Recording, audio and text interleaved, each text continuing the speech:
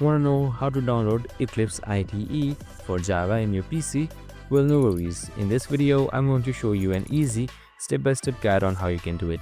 It's super simple, so let's get right into it.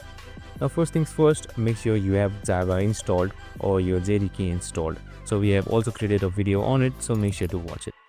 Now, once you have opened your favorite browser, just simply type in Eclipse IDE. So right here you can see eclipseide.org. Just simply select it. This will direct you to its official website.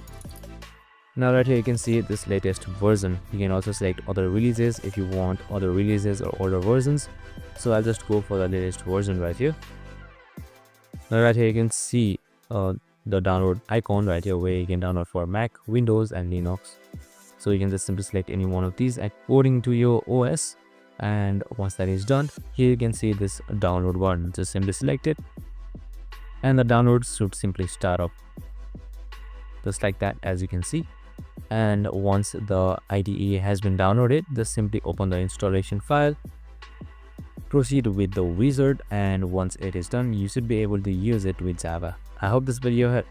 If it did, make sure to like, subscribe and tune in with us for more of these videos. See you in the next one.